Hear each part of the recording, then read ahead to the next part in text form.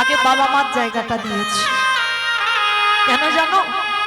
ভগবান জগৎকে বোঝাতে চাইলো যদি কেউ পিতামাতাকে সেবা করো তাকে নবদ্বীপ, বৃন্দাবন, হরিদ্বার, দক্ষিণ ভারত, পশ্চিম ভারত, কুম্ভ মেলায় কোথাও যেতে হবে না।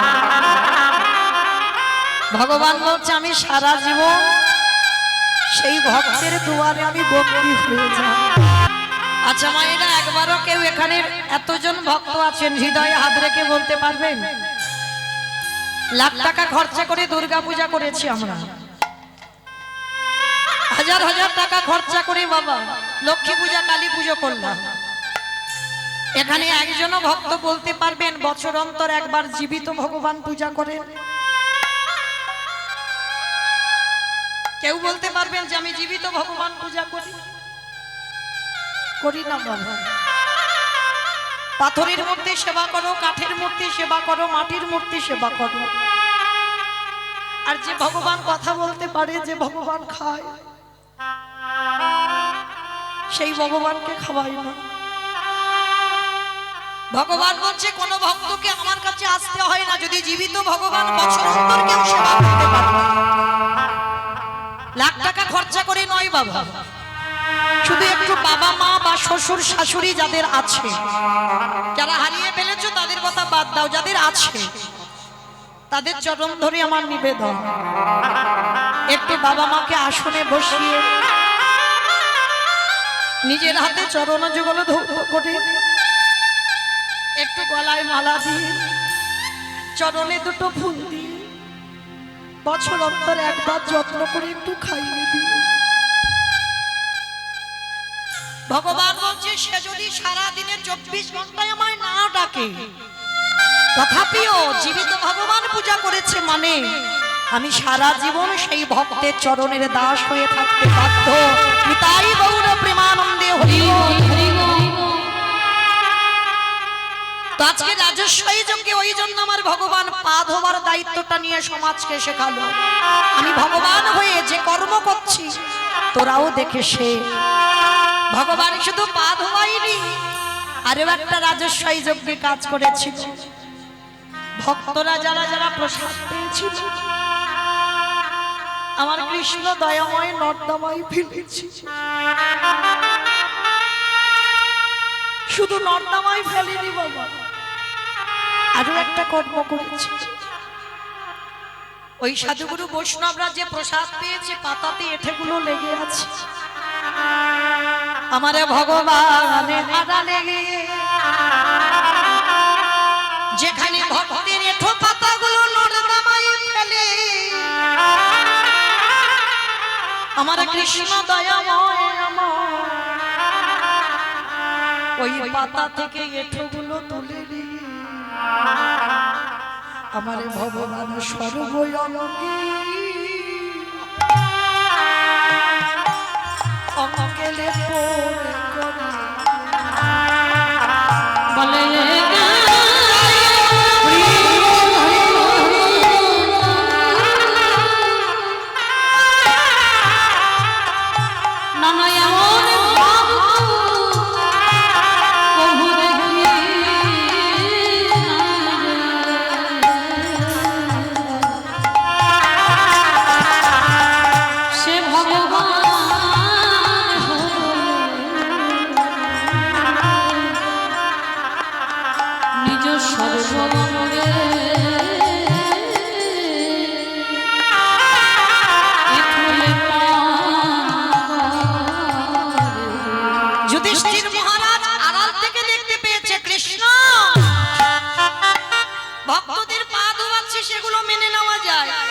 ভক্তদের এটো পাতাগুলো নর্দমায় ফেলছে সেগুলো মেনে নেওয়া যায়, কিন্তু কৃষ্ণ ভক্তদের এটোগুলো তুই সারা গায়ে মাখছিস কেন? তোর ঘৃণা হচ্ছে না? আমারে ভগবান হেসে বলল দাদা গো, এ যে হলো আমার কর্মফল। সে কি কৃষ্ণ তুই আবার পাপ করিস? মানে করি না দাদা গো, এই জগৎ সংসারে সবাই তো পাপ করে। শোনো দাদা তোমায় আমি বলে রাখি, আমি ভগবান হয়ে শুধু পাপে পড়ি না, আমি হলাম মহাপাপী।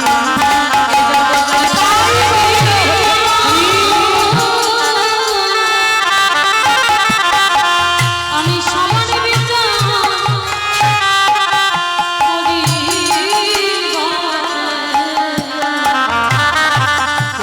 তুমি হলা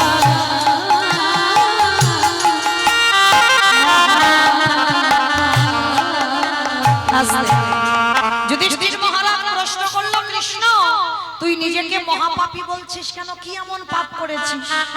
তাহলে জানো দাদা, পাপ আমি কৃষ্ণ অবতারে দাপরেতে করি নাই। তাহলে কবে করেছিস? বলে ত্রেতা যুগে রঘুপতি রামচন্দ্রের অবতারে। বাবা রাম অবতারে আমার রামচন্দ্র পাপ করেছিল। কি পাপ? এই যে দুর্গা পূজাটা হয়ে গেল, করেছিল কে? রাম করেছিল তো।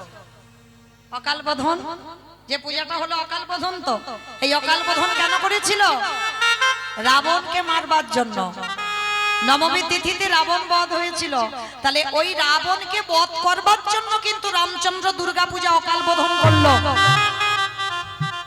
আর সেই রাবণকে মেরে আমার রামচন্দ্রের মাথার চুল থেকে পায়ের নখ পর্যন্ত পাপী হয়ে গেল। অমাইরা এই জায়গাটা ভালো করে শোনেন, ভাবা যায়, এটা বিশ্বাস করা যায় যে রাবণের মতো দুরাচারকে মেরে আমার রামচন্দ্রের মাথা থেকে পা পর্যন্ত পাপ হয়েছে? কি মা আপনারা বিশ্বাস করেন? বিশ্বাস করেন যে রাবণকে মেরে রামের পাপ হয়েছে? আচ্ছা আগে বলো তো দেখি, রাবণ ভালো লোক ছিল না খারাপ লোক ছিল? ভালো লোক ছিল। আমার বৃষ্টিতে বোধহয় মাথার গন্ডগোল হয়ে গেছে। রাবণ নাকি ভালো লোক ছিল? কেন ভালো লোক হবে? যে রাবণ ভগবানের বউ চুরি করে আনে, সে রাবণ কোনোদিন ভালো হয়? ভালো হয়? তবু বলছে ভালো হয়, মানে আমার থেকে কত অভিজ্ঞতা আছে। হরি বল। ভালো কেন? যারা বলছে ভালো, ভেবে বলতে হবে।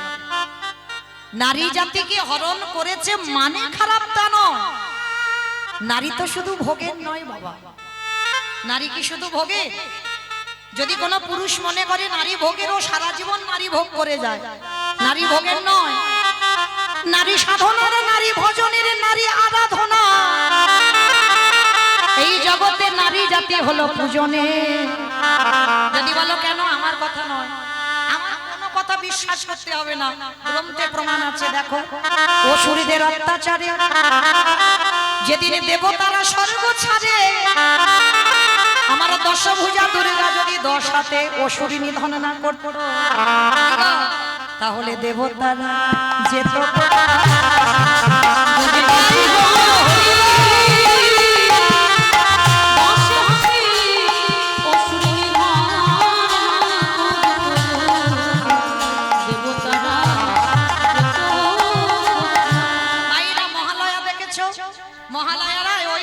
দেখেছি আমরা, দেবতাদের তেজ দিয়ে নারী সৃষ্টি করলো, পুরুষ নয়। আর সেই নারী অসুর নিধন করে দেবতাদের দেবত্ব ফিরিয়ে দিল। তাহলে নারী পূজনীয় নয়? ভালো করে দেখেন, ওই চণ্ডী ঠাকুরের রামের চরণ ভজন করে পেয়ে গেল রাধা মাধবের কৃপা। বিল্লমঙ্গল একজন পতিতা নারী বারানিতা, সেই পতিতা নারীর চরণ সেবা করে আমার রাধা মাধবের কৃপা পেল। জয়দেব গোস্বামী মা পদ্মাবতীর চরণ সেবা করে কৃপা পেল। কি গো নারী ভোগে? শ্রী শ্রী রামকৃষ্ণ পরমহংসদেব মা শারদার চরণ সেবা করলো। বিবেকানন্দ ভগ্নী নিবেদিতার চরণ সেবা করলো। তাহলে নারী ভোগের নয়। কেউ যদি মনে করে নারীকে ভোগ করব, সারা জীবন ভোগ করে। নারীর চরণ যদি ঠিক ঠিক কেউ ভজন করতে পারে, গুরু চরণে বসে নারী সাধনা যদি কেউ করতে পারে, তারে অচিরে কৃষ্ণ প্রাপ্তি।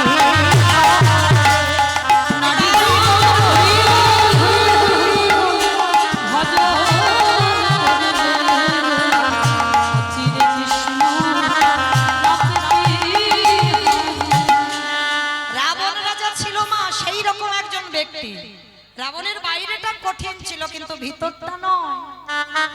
দেখবেন বাবা কোনো কোনো মানুষের সঙ্গে চলাফেরা করলে মানে বাইরেটা মোটে ভালো নয় বাবা, এত মানে খারাপ, সে মানুষের সঙ্গে চলতে ভালো লাগবে না, কিন্তু যখন সেই ব্যক্তির সঙ্গে মেলামেশা করবে তখন বুঝবে ওই মানুষটার মনটা কেমন।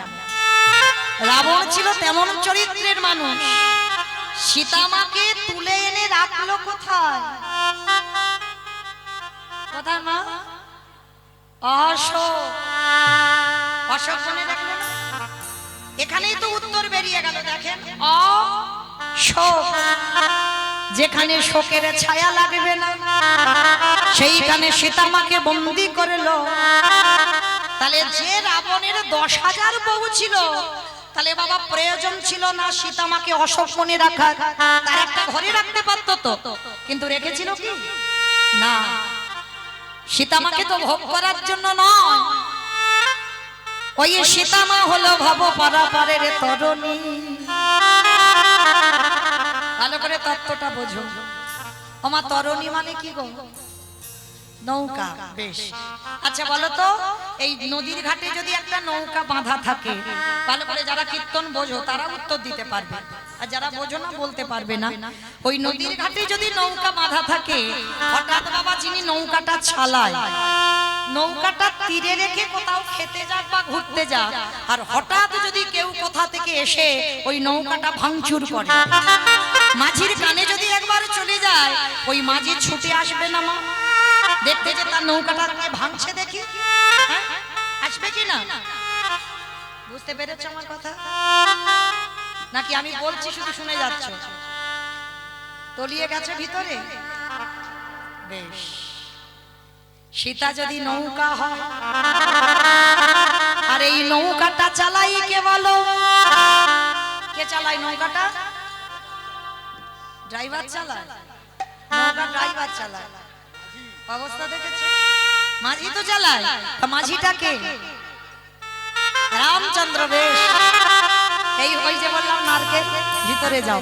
তাহলে দেখো, তাহলে সীতা যদি নৌকা হয়, আর ওই নৌকাটা চালায় আমার রামচন্দ্র মাঝি, আর ওই চেরিরা অশোক বনে সীতামাকে মারছে, নৌকা তো ভাঙচুর করছে, আর নৌকা যত হারামা হারামা বলে কাঁদেবে, ওই মাঝির কানে যদি একেবারে চলে যায়, আর কি মাঝি থাকতে পারবে? কি গো, থাকতে পারবে? আরো সোজা করে বলবো। আচ্ছা আমার সিনেমা দেখো। আচ্ছা সিনেমা বাদ দাও, সিরিয়াল দেখো তো? বেশ, দেখো, আমি বারণ করিনি, সব দরকার। আচ্ছা যারা যারা সিরিয়াল দেখো, আচ্ছা বলো তো, শুধু কি নায়ক নায়িকা থাকলে জমজমাট হবে? কি করতে হবে? একটা ভিলেন লাগবে, আর ভিলেন হলে কি হবে বাবা? মারামারি হবে, কাটাকাটি হবে, চুরি চারা হবে, তবে তো সিরিয়ালটা জমে উঠবে, তাই না? তবে দেখবে একটা টান টান উত্তেজনা থাকে, মানে আমি বাস্তবে কথা বলছি। তা এই যখন ভিলেন কিছুতে নায়ককে জব্দ করতে না পারে, মানে অনেক রকম করে চেষ্টা করছে, নায়ক মরে না, আমার শেষ পদ্ধতিটা কি নেয়? কি নাই গো? নায়িকাকে তুলে নিয়ে যায়। আর নায়িকাকে যদি একবার তুলে নিয়ে যায়, তাহলে কি বাবা আর নায়কের কাছে যেতে হবে? একেবারে 10 তলা বিল্ডিং থেকে নায়ক ঝাঁপিয়ে নায়িকার কাছে, মানে বাস্তবে যেটা হচ্ছে। এবার সেটা তত্ত্বের ভিতরে আনেন, দেখেন আমার সীতামা যদি নায়িকা হয়, আমার রামে যদি নায়ক হয়, রাবণে যদি জগতে ভিলেন হয়, নায়িকাকে তুলে আনলো, শুধু তুললো না, জ্বালালো, যন্ত্রণা দিল, কষ্ট দিল, ব্যথা দিল, বেদনা দিল। এইবার ওই নায়িকা যত হারামা হারামা বলে কাঁদে, আর কি আমার রামচন্দ্র থাকতে পারে 7 সমুদ্র 13 নদী পার করে এই সোনার লঙ্কায় চরণে দেবে? রাবণের প্রথমা স্ত্রী মন্দোদরী, মন্দোদরী আমি কাঁদি না, কেন জানো? যেদিনে আমার রামে আসবে, সেদিনে যদি আমার রাজ্যে খরা দেখা দেয়। আমার খরা মানে কি গো? খরা মানে বৃষ্টি। খরা মানে অনেক বছর বৃষ্টি হয় না, তাকে খরা বলে। তা রাবণ বলছে যদি আমার রাজ্যে খরা দেখা দেয়, সেই দিন যদি রাম আসে, তাহলে তার চরণটা তুমি কি জল দিবে? তুমি তো চোখের জল অপচয় করে দিচ্ছ। কিন্তু আমি কাঁদি না, কেন জানো? যেদিন আমার রামে আসবে,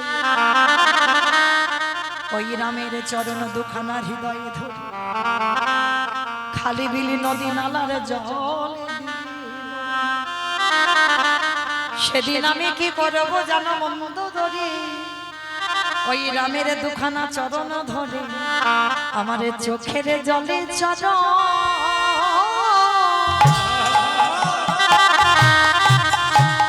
আমি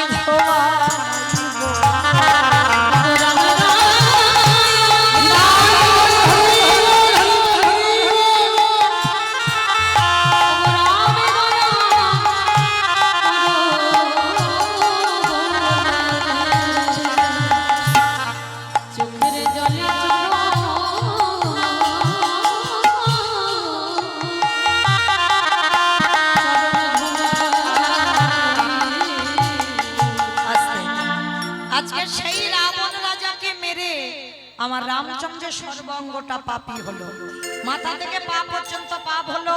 সেই পাপ ধুচ্ছে কবে? কৃষ্ণাবতারে যুধিষ্ঠির রাজস্বয় যজ্ঞে। আমাইরা যেখানে থেকে গিয়েছিলাম আবার ঘুরে ফিরে সেখানে চলে এলাম, মনে পড়ছে তো? রাজস্বয় যজ্ঞে ভগবান পা ধোয়ার দায়িত্বটা নিয়েছে। কেন? রাবণকে মেরে যে পাপটা করেছিল ওই পাপটা ধুতে হবে। এইবার মায়েরা লক্ষ্য করুন কেমন বিষয়টা ঘটছে। ভগবান যজ্ঞের দরজায় দাঁড়িয়েছে, অগ্নিদেব, পবনদেব, বরুণদেব, ইন্দ্র, ইন্দ্রাণী, ব্রহ্মা, সাবিত্রী, শিব, দুর্গা সব পরপর লাইন দিয়ে আছে। আর কৃষ্ণ একে একে পা ধোয়ায় আর যজ্ঞের ভিতরে প্রবেশ করে। এমন সময় জগৎজননী মা ডাকছে, প্রাণনাথ, প্রাণনাথ, এদিকে এসো। আমার কৃষ্ণ পা ধোয়াবে, চলো এবার পা দুটো ধুইয়ে নি। বাবা হেসে বলছে, পার্বতী তোমার মাথা ঠিক আছে তো? কৃষ্ণ পা ধোয়াবে আর আমার পা দুটো বাড়িয়ে দেব? শোনো, তোমার যদি ধোয়াবার ইচ্ছা হয় তো তুমি লাইনে দাঁড়াও, আমার পা তো আমার কৃষ্ণ ধোয়াতে পারবে না। এই কথা বলে বাবা ভোলানাথ প্যান্ডেলের বাইরে চলে গেছে।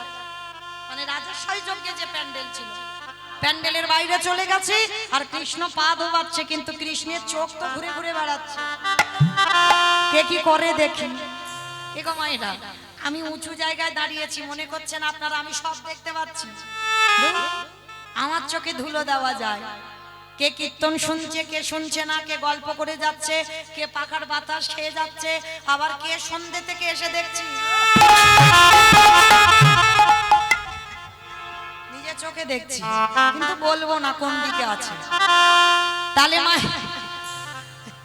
তাহলে মায়েরা আপনারাই বলেন, আমার চোখে ধুলো দেওয়া যায়, কিন্তু যে বেটা বাঁশিটা বাজাচ্ছে পারবে? খাতা কলমে হিসেব হয়ে যাবে, কে কীর্তন শুনেছে, কে কেঁদেছে, কে হেসেছে, আর কে শুধু বসে ঘুমিয়ে বাড়িয়ে গেছে। আমার কিছু বলতে হবে না। এইবার ভগবান কি করেছে দেখো, হেঁট হয়ে তো পা ধোয়াচ্ছে, আর বাবা ভোলানাথ আড়ালে গিয়ে মনে মনে ভাবছে কৃষ্ণের চোখে ধুলো দিয়ে যজ্ঞে ঢুকবে। ও বেটা জানে না যে কৃষ্ণের চোখ ঘুরে ঘুরে বেড়াচ্ছে। দেবরাজ ইন্দ্রের থেকে বেশি চোখ। দেবরাজ ইন্দ্রের তো সহস্র লোচন, মানে হাজার চোখ। সেই যে গৌতম মুনির অভিশাপে বাবা অহল্যা সতীত্ব নাশ করেছিল বলে অভিশাপ দিয়েছিল, তোর সর্বাঙ্গে হবে ভোগ চিহ্ন। সেইটা কান্নাকাটি করার পর আশীর্বাদে হলো হাজার চোখ। ইন্দ্রের সারা শরীরে শুধু চোখ ঘুরে ঘুরে বেড়ায়, কিন্তু তার থেকে আমার ভগবানের চোখ বেশি। তা বাবা মনে মনে ভাবছে কি করে ধুলো দেব। বলে দাঁড়াও একটা কায়দা করি। বলে কি কায়দা? আড়ালে গিয়ে দুম করে বাবা কি করেছে জানো? দুম করে একটা কুকুর হয়ে, কারণ জগতে সব থেকে প্রভু ভক্ত কুকুর। এইবার কুকুর রূপটা ধরে মনে মনে ভাবছে কৃষ্ণের পায়ের তলা থেকে গলে ভিতরে চলে যাবে। আর ভগবান পা ধোয়াতে ধোয়াতে হেসেই যাচ্ছে। বলে বেটা দেখেছো আমার চোখে ধুলো দেবে, এত বড় সাহস? আমি রাবণকে মেরে যে পাপ করেছি ওই বেটার পা ধোয়াবো বলে আজকের এই দায়িত্বটা নেব। আর ওই বেটাই আমার চোখে ধুলো দিচ্ছে, বলে এসো তোমার ব্যবস্থা আমি করছি। ভগবান তার মতো কায়দা কেউ জানে? এইবার ভগবান পা দুটোকে ফাঁকা করে রেখেছে, বলে এসো এখান থেকে তো তুমি যাবে। আমি জানি, কারণ তিনি অন্তরে জানি। অনেক ভক্তরা আছি না বাবা, আমরা ভগবানের কাছে ঝোড়া ঝোড়া মানত করি। যারা জ্ঞানী ভক্ত তারা জীবনে মানত করে না, কেন জানো? তারা জানে তিনি ভক্তাধীন, ভক্তের অধীন, তিনি ভক্ত বাৎসল্য ভগবান, তিনি ভক্তের অন্তরে বিরাজমান, তিনি সব জেনে বসে আছেন। তাহলে বড়াই করে বলবো কেন ঠাকুর ছেলের চাকরি দাও, ঠাকুর আমার ছেলের রেজাল্ট ভালো দাও, বলবো কেন? সে কি জানে না আমার মনের ভিতরে কি চলছে? খবরদার জীবনে বলো না, কেমন? যারা জ্ঞানী ভক্ত তারা বলবে না। তো এইবার ভগবান কি করেছে, পা ধুইয়ে যাচ্ছে, আর বাবা ভোলানাথ কুকুর হয়ে গুটি গুটি পায়ে আসছে পিছন থেকে, আর এসে কৃষ্ণের পায়ের তলা থেকে সবে মাত্র মাথাটাকে,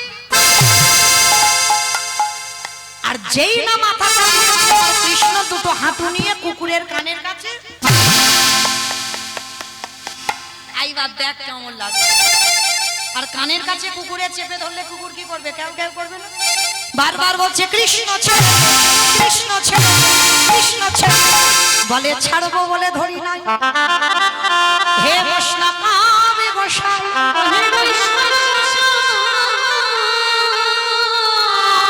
তোমার মতো বৈষ্ণবীর দুটো চরণ ধোয়ালে বোধহয় কম হতো। তাই তো কৃপা করে করুণা করে তুমি আমার জন্য আরো এক্সট্রা দুটো জুড়েছো। আমার বুঝেছো? শিব ঠাকুরের কটা পা? দুটো পা। আর কুকুরের চারটা পা।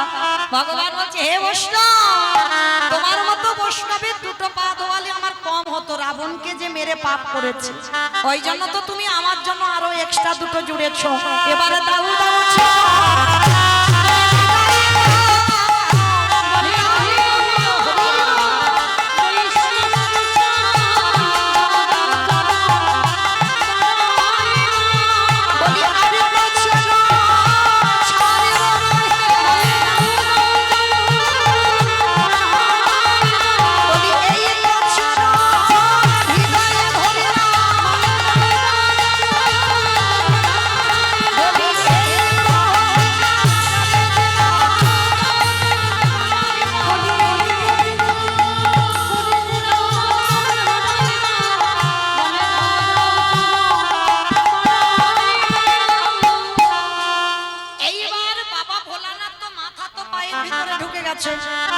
আর ভগবান যত চাপ দিচ্ছে কুকুরটা তো ছটফট করছে, বেরোতে পারছে না।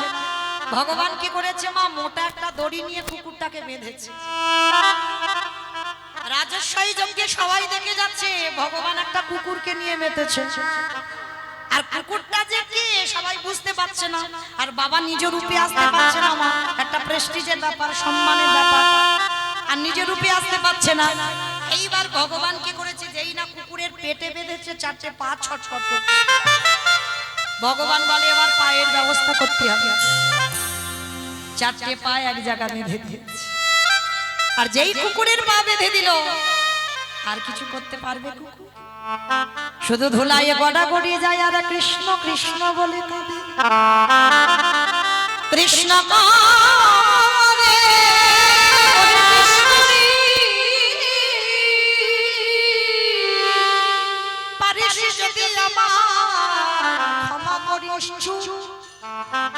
কথা হবে না, দেখে যাও কি করবে। সবার পা ধোয়াচ্ছে ঘটিতে করে জল দিয়ে। আর কুকুর রূপী ভোলানাথকে কি করেছে জানো? খালি বিলি নদী নালারে জল বাবা ভগবান পর্যন্ত বৈষ্ণবকে কোন জায়গায় রেখেছে দেখেন। আপনারা আমরা বৈষ্ণবদের পিছনে খুব ধরে ধরে বেড়াই, ধরি না? একটা দিন বাবা চলছে তো দামোদর মাস। কতজন দামোদর মাস পালছেন? কই একবার হাতটা তোলেন দেখি। কতজন পালছেন? কারা কারা প্রদীপ দিচ্ছেন একবার হাতটা তোলেন। হাই ভগবান,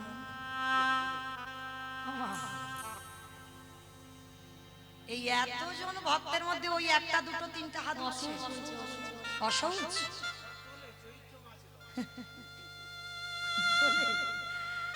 আচ্ছা সব কি গ্রামের ভক্ত না? এটা বিশ্বাস হচ্ছে না, সব গ্রামের ভক্ত নয়। তাহলে একটা দুটো হাত উঠলো কেন? তার মানে প্রদীপও দাওনি আর দামোদর ব্রত করছো না। আচ্ছা বলো তো, সংসার সুখের হয় পুরুষের গুণে। ঠিক বলেছি। সংসার সুখের হয় পুরুষের গুণে, তাই তো? ভুল বললো? তাহলে কি হবে? এটা আমার কথা নয় তো, খনার বচন। সংসার সুখের হয় রমণীর গুণে। বাহ, কি সুন্দর বলছে দেখো, রমণীর গুণে। কিন্তু রমণীর গুণগুলো কই গো? কি গো? মনে রেখো, এই যে বছরের 12টা মাস, হিসাব কিন্তু এই মাসেই হয়। ভগবান বলছে তোরা 11 মাস কি করলি আমি দেখতে যাব না, কিন্তু ভগবানের খুব প্রিয় মাস 3টে মাস, কার্তিক মাস, বৈশাখ মাস, মাঘ মাস। তো দুটোর কথা বাদ দিলাম, বৈশাখ আর মাঘের কথা বাদ দিলাম, কিন্তু কার্তিক মাসটা ভগবানের খুব প্রিয় মাস, হ্যাঁ, দামোদর ব্রতের মাস। এই মাসটা যারা আমিষ আহার করেন, অনেক ভক্তরা আছে এই মাসটা একটা মাস নিরামিষ আহার করেন। যেমন আমাদের ব্রত চলছে বাবা সেই লক্ষ্মী পূর্ণিমা থেকে, মানে হব হব ভাব, আর একটা সপ্তাহ আছে। তাহলে মনে রাখতে হবে মা, এই দামোদর ব্রতের মাসে গ্রামাঞ্চলের মানুষ তো কাদামাটির অভাব নাই, একটা করে পারেন না প্রদীপ দিতে মাটি। পিতলের প্রদীপ তো রোজ সন্ধ্যা আমরা দিই, কিন্তু এই মাসটা 30টা দিনে 30টা প্রদীপ দিতে হয়, মাটির প্রদীপ। হ্যাঁ, মনে রাখো মা, একটা কথা বলে যায়, একটা নারী পারে তার সংসারটা ঠিক রাখতে, আর নারী যদি দুর্বল হয়ে যায়, গন্ডগোল হয়, সে সংসার জীবনে ভালো হবে না। কারণ আমি একটা নারী হয়ে বলে যাচ্ছি। তো সবে তো 10টা দিন হলো, আজকে 9 তারিখ, এখনো বাকি আছে 20টা দিন। যদি কেউ আমার ভগবানকে ভালোবাসেন আর আমার কথা বিশ্বাস করেন, এই দামোদর ব্রতের মাসে যদি কেউ প্রদীপ দেয়, আস্তে আস্তে আস্তে, 7 পুরুষ যদি বাবা তোমার নরকে থাকে কেউ, কারণ কে কোন পুরুষে বাবা কে কিভাবে মরেছে আমরা তো জানি না। কেউ বিষ খেয়েছে, কেউ গলায় দড়ি দিয়েছে, কেউ স্ট্রোক হয়েছে, কে কিভাবে মরেছে জানি না। 7 পুরুষ যদি কেউ নরকে থাকে, তুমি যদি এই দামোদর মাস মানে কার্তিক মাসে একটা করে প্রদীপ দিতে পারো, তুলসী তলায় হোক বা গোবিন্দ চরণে হোক, তাহলে তেলের প্রদীপ নয়, তেল যদি হয় সেটা তিলের তেল হবে, না হলে বাবা ঘিয়ের প্রদীপ দিতে হবে। যদি দিতে পারো, তোমার 7 পুরুষ যে নরকে আছে তারা নরক যন্ত্রণা থেকে সবাই মুক্তি লাভ করবে। তাই গৌর প্রেমানন্দে হরি বল। এই মাসটা খুব হিসাবের মাস। 11 মাস তুমি যাই করো, কিন্তু এই মাসে যদি একটু সাধন ভজন করো, তাতেই কৃপা হয়ে যাবে। তো চেষ্টা করবে মা, চরণ ধরে বলে যাচ্ছি, অন্তত এখনো 20 দিন বাকি। তাতে আমি অবশ্যই বলবো যে আপনাদের পূর্বপুরুষেরা যারা কষ্ট পাচ্ছে তারা নরক যন্ত্রণা থেকে উদ্ধার পাবে, আর আপনার সংসারের মঙ্গল হবে, আপনারও মঙ্গল হবে, কৃষ্ণ প্রেম ভক্তির উদয় হবে। এই হরিবাসরে দাঁড়িয়ে আমার বিশ্বাস। আচ্ছা মা, যারা যারা প্রদীপ দাও না, এই আমার একটুখানি কথা শুনে, কতজন কালকে থেকে প্রদীপ দেখবে একবার বলবে হাত তুলে? সবাই সবাই দেবে? বাহ, আজ আমার কীর্তন করা, আজ কীর্তন গাওয়াটা সার্থকতা হয়ে গেল। যদি সত্যি সত্যি আপনারা দেন, তাহলে আমার এই নর জনম, এই কীর্তনিয়া জনম আমার ধন্য।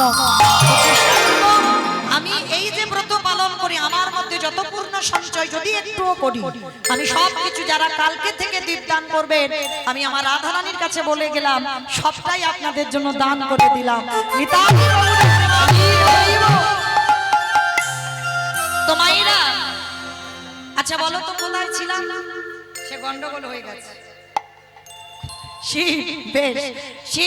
তাহলে মায়েরা মনে রাখতে হবে, ভগবান পর্যন্ত বৈষ্ণবকে কোন জায়গা রেখেছে, আর আপনারা আমরা বৈষ্ণবদের পিছনে খুদ ধরে ধরে বেড়াই। খবরদার, সব জায়গায় অপরাধ করো, এক জায়গায় যেন অপরাধ না হয়। কোন জায়গায়? বৈষ্ণবের বাড়িতে যদি হয় খুব অপরাধ,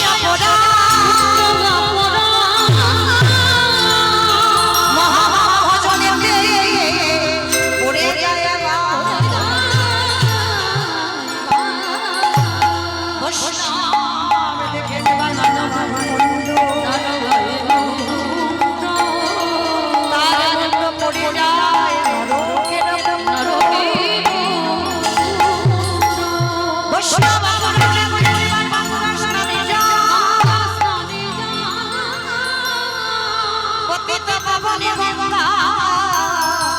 আরে রে রে রে সরে যা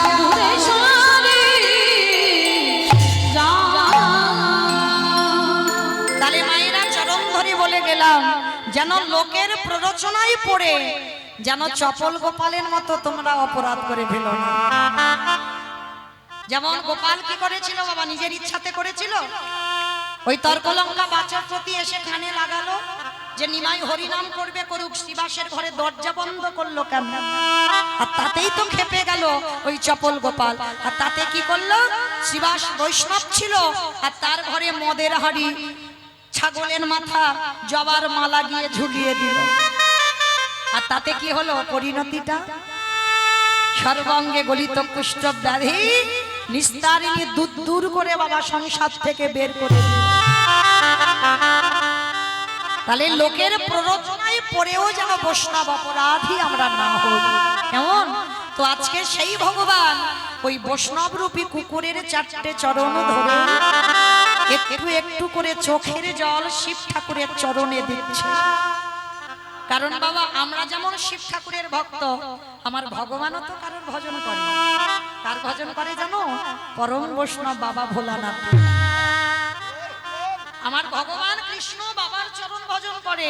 তো যেই না চোখের জলটা ওই কুকুর রূপী ভোলানাথের চরণে পড়ল, সেই সময় ভোলানাথ প্রতিজ্ঞা করলো, কৃষ্ণ আগত কলিযুগে আমি কোনোদিন আর শিব হব না, আমি হব অদ্বৈত আচার্য গোসাই। তুই আমার কৃষ্ণ হবি না, তুই হবি নদিয়ার নিমাই চাঁদ। আমাইরা মনে পড়ছে আমি যেখান থেকে এসেছিলাম আবার ঘুরে ফিরে সেখানে গেলাম, প্রশ্ন করেছিলাম সত্যতে শিব, ত্রেতাতে শিব, দ্বাপরে শিব, কিন্তু কলিতে নয়। এই নয় কেন, এইটা জানবার জন্য একটু রামায়ণ মহাভারতে গেলাম। এইবার লক্ষ্য করে দেখেন বাবা, আমার পরম বৈষ্ণব বাবা ভোলানাথ সেদিন প্রতিজ্ঞা করলো, কৃষ্ণ আগত কলিতে আমি শিব নয় অদ্বৈত, তুই আমার কৃষ্ণ নয়, তুই হবি নিমাই চাঁদ। আমি 12 বৎসর তুলসী ভাসিয়ে তোকে আহ্বান করব, তোর থেকে 52 বছরের বড় হব। যেদিন আমি ওই শান্তিপুর থেকে সুরধনী গঙ্গায় 3টি তুলসী পত্র ভাসিয়ে তোকে বৈকুণ্ঠ থেকে আহ্বান করব, তুই যেদিন নদিয়ায় নামবি আমি শান্তিপুর থেকে তোর সঙ্গে দেখা করতে যাব। আজ যেমন রাজস্বী যজ্ঞে তোর চোখের জল আমার মতো কুকুরের পায়ে পড়লো, এই কুকুর যেদিন নদিয়ায় যাবে তুই আর আমি দুজনে প্রথম সাক্ষাৎ হবে। আমি কথা দিলাম ওরে সেদিন এমনি করেছে আমি ভোলাই যাব।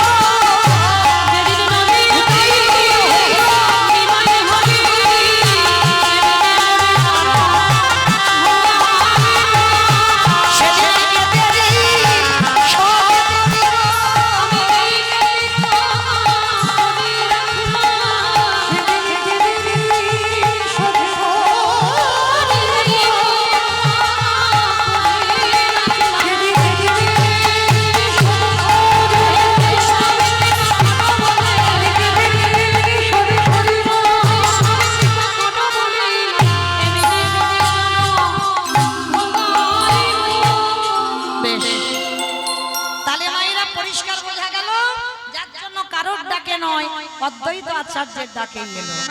আর এসে কি করছে, কেহ বলে পুরবতী রাম অবধিলা, কেহ বলে পুরবতী। আমার এগুলো আমার বানানো গান নয়, মহাজনী পদাবলী, যারা শাস্ত্রজ্ঞানী যারা পদাবলী বোঝেন এগুলো মহাজনী পদাবলী। আচ্ছা এই বৈষ্ণব পদাবলী শুনতে গেলে তো একটু কাজ করতে হয়, তাহলে উলুগুলো কই?